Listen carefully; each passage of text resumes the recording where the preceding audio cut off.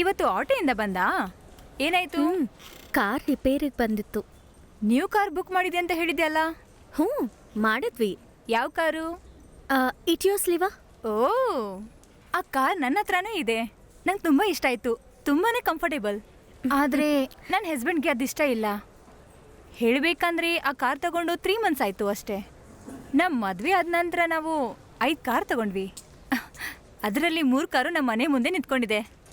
ಇವಾಗ ನಾವು ಇನ್ನೊಂದು ವೆಹಿಕಲ್ನ ಬುಕ್ ಮಾಡಿದೀವಿ. ಮತ್ತೆ ಮಾರ್ಕೆಟಲ್ಲಿ ಹೊಸದಾಗಿ ಬಂದಿರೋದು.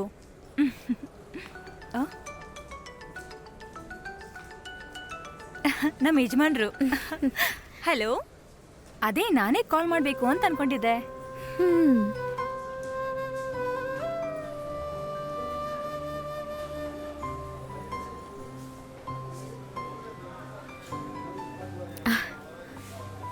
ಬನ್ನಿ ಮ್ಯಾಮ್, ಇದು ಬ್ಲ್ಯಾಕ್. Okay okay.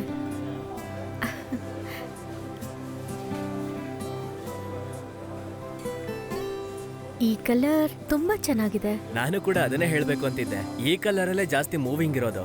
ಇದು ನೋಡ್ತಿದ್ರೆ ಎಲ್ಲರೂ ಲಕ್ಕಿ ಕಲರ್ ಅಂತ ಹೇಳ್ತಾರೆ ಮ್ಯಾಮ್. ಅದಷ್ಟೇ ಅಲ್ಲ, ಇದಕ್ಕೆ ಇನ್ನೊಂದು ಅಡ್ವಾಂಟೇಜು ಇದೆ. ಈ 31st ಮೊದಲು ತಗೊಂಡ್ರೆ 20,000 ಸೇವ್ ಮಾಡ್ಬೋದು. ಅದಾದ್ಮೇಲೆ ಸಾರಿ ಮೇಡಮ್, ಅಲ್ಲಿವರೆಗೂ ಮಾತ್ರ ಆಫರ್ ಇರೋದು.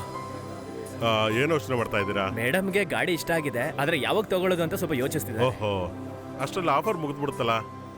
Okay, next month first week ಒಳಗೆ ತಗೊಳ್ಳೋ ಹಾಗೆ ಪ್ಲಾನ್ ಮಾಡಿ ಮೇಡಮ್.